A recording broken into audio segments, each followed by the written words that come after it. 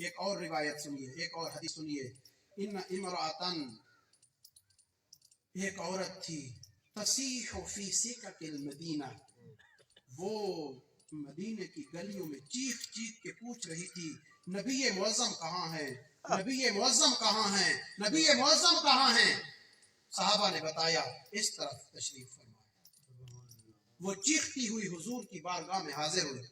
سنیے ذرا اپنا محاسبہ کیجیے. وہ عورت جب حضور کی بارگاہ میں حاضر ہوئی، میرے نبی نے پوچھا کیوں چیخ چیخ کے میرا پوچھ رہی ہو؟ کہنے لگی میرے پیارے نبی، دراصل ہوا یوں کہ مجھ سے بہت بڑی غلطی ہو گئی، اب مجھے پچھتاوا ہو گیا ہے. میں آپ کی بارگاہ میں حاضر ہوئی ہوں، مجھے بتائیے کہ کیا میری توبہ قبول ہو جائے گی؟ فرمایا کیا ہوا؟ کہنے لگی میرا شوہر نہیں تھا، مجھ سے زنا ہو گیا، مجھ سے زنا ہو گیا. پھر یہاں تک سلسلہ نہیں رکا، زنا سے بچہ ہو گیا. جب وہ بچہ پیدا ہوا میں نے مار ڈالا. جب وہ بچہ مر گیا پھر سلسلہ یہاں نہیں رکا.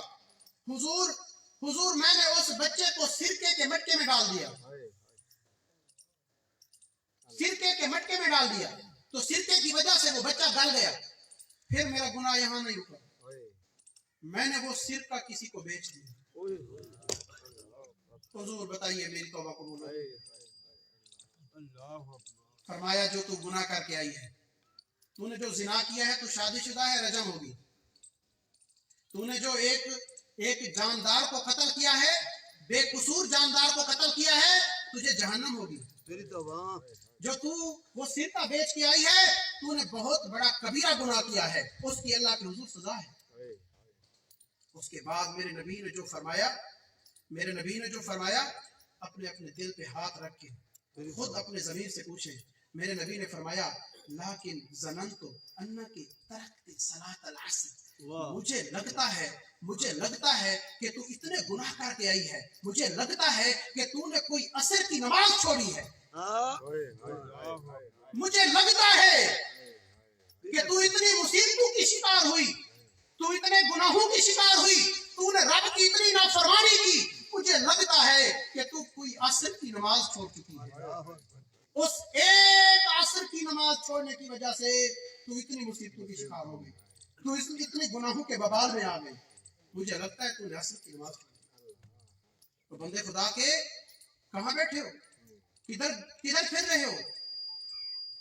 کس وہم میں مبتلا ہو؟ کس گمان میں ہو؟ کس خوش گمانی میں ہو؟ کہتے ہو حکمران اچھا آ جائے حالات بدل جائیں گے؟ نہیں بدلیں گے. یہ فجر کی، عصر کی، ظہر کی، مغرب کی، تم تو صرف عصر کی نہیں ساری چھوڑ رہے ہو.